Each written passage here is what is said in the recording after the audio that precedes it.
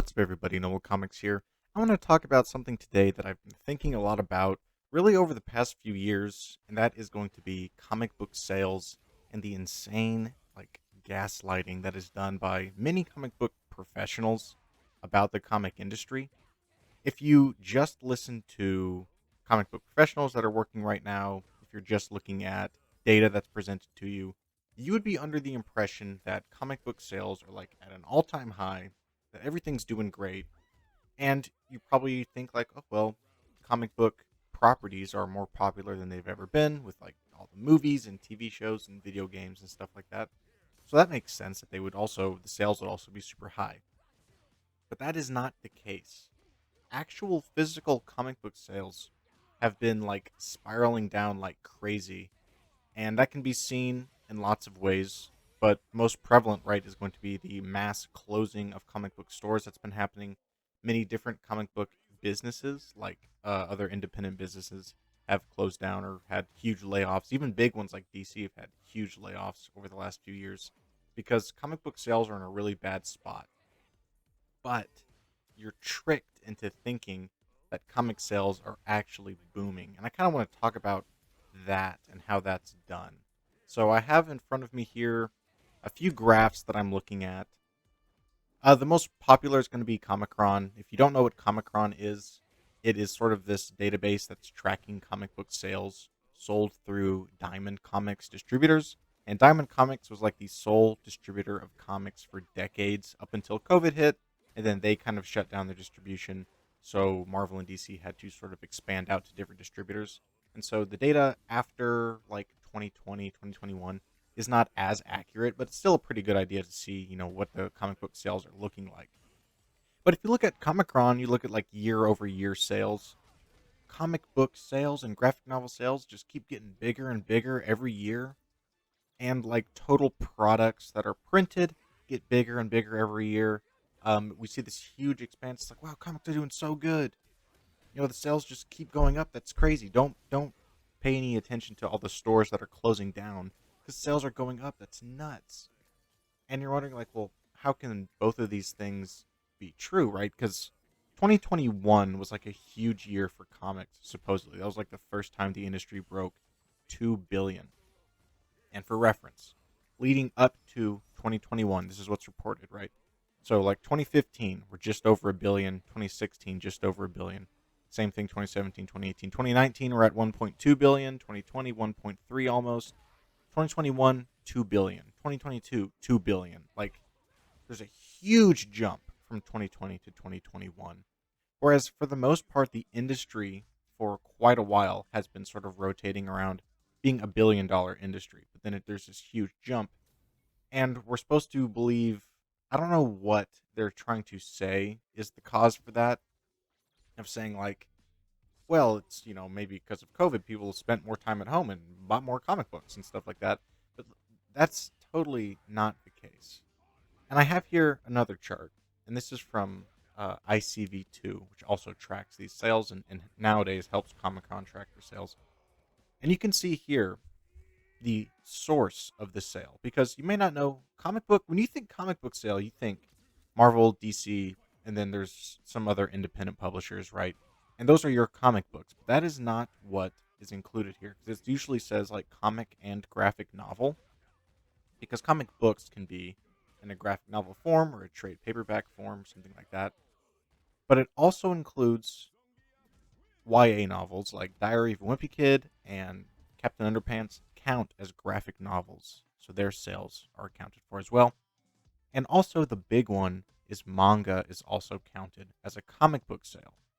And I will say, we're talking about total sales here. You think maybe that's fair, but manga usually isn't sold in comic book stores. If so, it's very little, and I'll talk about that in a bit. But for the most part, manga and Diary of a Kid, all that stuff, those are competitors to the American comic book, and we can see manga sales in the U.S. Um, we look back at like 2013. 2013, manga sales have already eclipsed the comic book market and continue to go up and up and up. And then 2021, manga sales explode. So out of 2 billion, we've got 435 million comic books, 1.5 billion manga. Like, it's not even close. Every single month, there are multiple manga titles where, like, one single chapter outsells the entire comic book market. Like, a Batman book for a month might get 80,000 sales. One manga chapter for, like, Jujutsu Kaisen or One Piece gets over a million. Like, every time. It completely wipes out the entire American comic book market. And so it's wild that actual comic creators are like, look at the sales. The industry's so good. It's like, no, that's bad. You're getting eaten alive by the competition. But it's like, well, they're all comic books. They're all da da da. That's like if Ford, making these American cars, Ford sales are going down and down and down. But, Toyota, foreign car sales are going way up. But total car sales are up. So Ford's like, man, we're doing so good. Total car sales are up. It's like, dude, no, you're just getting eaten by the competition. And as far as like Marvel and DC go themselves, like I said, they're putting out more material than ever. But more material than ever is not becoming profitable, right? Like sales overall for each one are going down and down. It wasn't that long ago, early 2000s, if you look back at the sales history. Like X-Men was absolutely dominating, multiple books over 100,000. Today, it's like, oh, you have a book over 60,000? Nice. That's pretty good because sales overall have just declined so much. And Marvel and DC, in particular, are declining at a pretty rapid rate. It wasn't that long ago that Marvel and DC each had about 40% of the market share. Maybe Marvel had like 40 something, DC had high 30s, but they controlled roughly like 80 plus percent of the entire comic book market share. Now we're looking at Q3 and Q4 of 2023 for the market share. Marvel is going down. They're at 37.8 in Q3. They're down to 36% in Q4.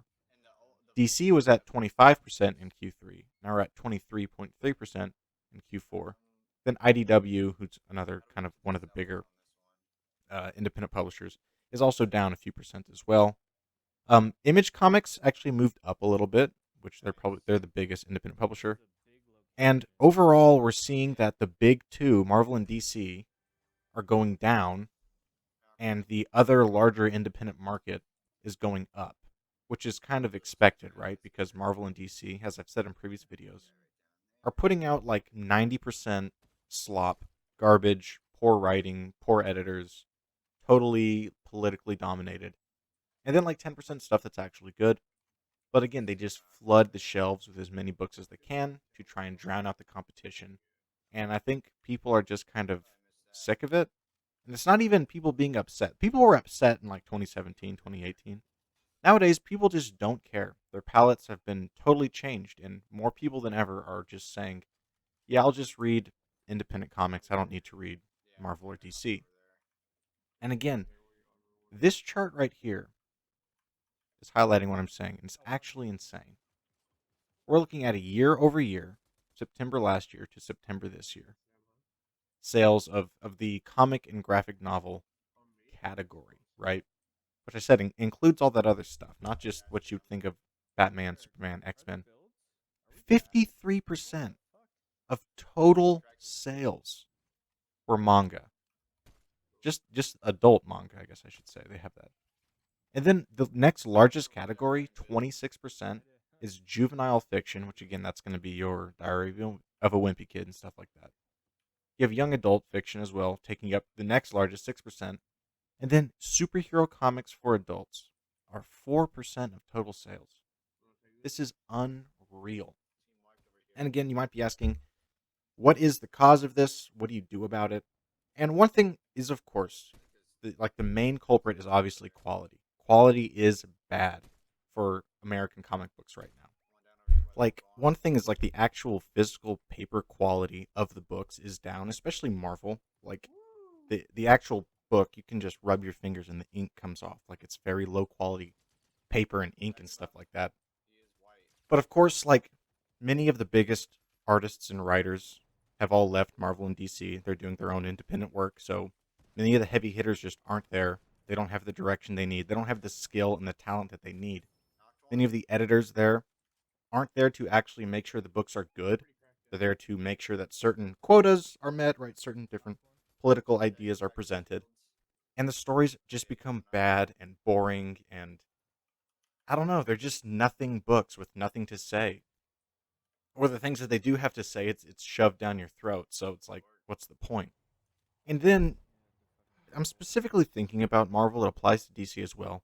But they take all of the characters that made them popular and all the ideas that made them popular, and they have this bad habit of just tearing them down and destroying them. They did like the list goes on and on. They've done it with Wolverine. They've done it with Hulk. They've done it with Thor. They've done it with Captain America and Iron Man. And all these characters that they take them, and Spider Man to a degree, not as much. But they take the characters that we like and that the people who go to the movies see.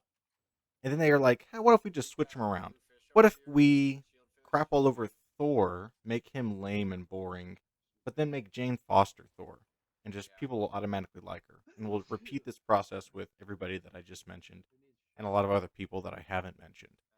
Yeah, and so what if the art's bad and the story's bad and the editor isn't making sure that anything's really getting done, but at least we have like a pride flag on the cover, or we made a speech, we told people how to think, and we told people that they're bad or something like that in our books. Because that really is the focus.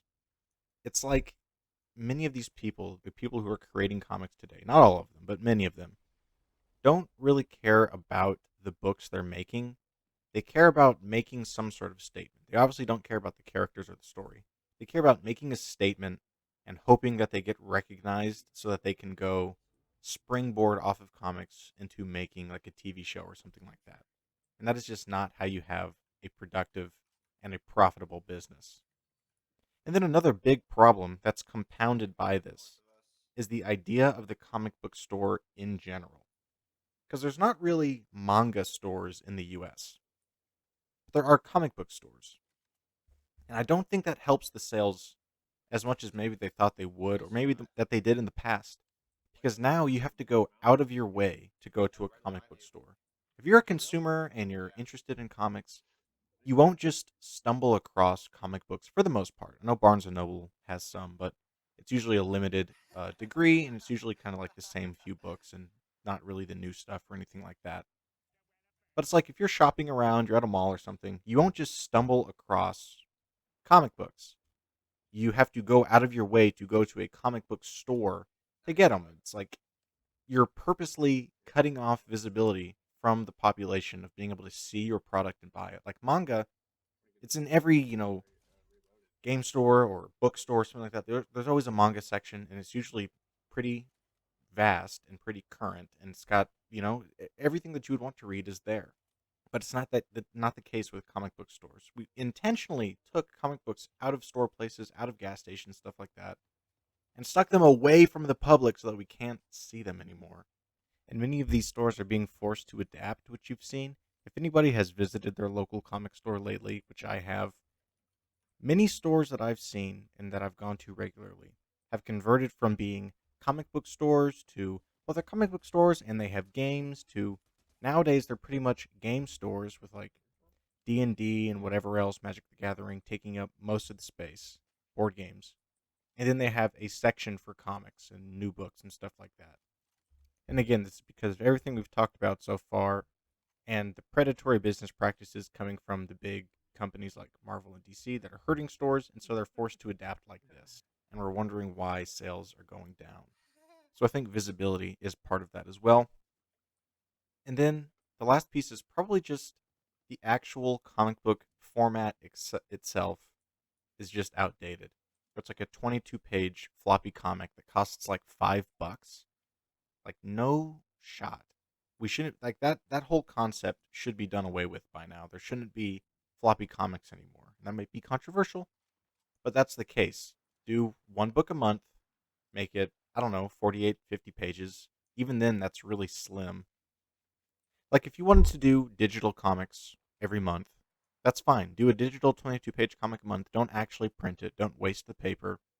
Don't flood the shelves. And then just release your trade. And look, I know that you shouldn't rush the artist or anything like that. You don't get rushed work. But these manga artists, can put out extremely detailed work extremely fast. I know they usually have a team of artists working on it that helps, but the competition is just blowing American comic books away. We should only be releasing higher quality graphic novels, actual trade paperbacks, at a more regular basis. I think is the way to do it because the manga format is just at the moment it seems it's just superior. It's more content. It's usually a better story, and I think it's more reasonably sized. Right, I think the American comic book can be a little awkward. Right, if you're just trying to take it around with you or read or something like that. But the idea now of like, yeah, we're gonna pay $4 or $5 for a 22-page story once a month. That's ridiculous. That needs to absolutely go away. It's just unreal. I feel like people today we're in more of a binge culture anyway. Like we want to read or have a complete story all at once. Just give me a complete story. If the manga artist for like One Punch Man or One Piece or something like that, if they can get like a pretty thick chapter out every month or uh, relatively quickly, then I would expect the same of our American comic book artists. And if you have to have a team of artists do it, that's fine. I think that it needs to be stepped up. So overall, we're looking at a bit of a crisis in the comic book market. Sales are going down. Market shares for the big two, Marvel and DC, are going down. And manga and other just young adult graphic novels like Diary of a Wimpy Kid and stuff like that are absolutely dominating the industry right now. So don't believe it whenever, X comic book creator on Twitter says, "Oh no, comic sales are great. Look at the numbers. Look at the numbers. They're so good. 2021 was the biggest year ever." It's like that is not true. It is not accurate. Comic book sales are in a crisis, are in a free fall right now, and they need to get serious about the industry and actually solve the problem, or else the industry is just going to go away. That is all that I wanted to talk about. Let me know what you guys think about this. I do want to hear your thoughts, and I'll see you in the next video. Goodbye.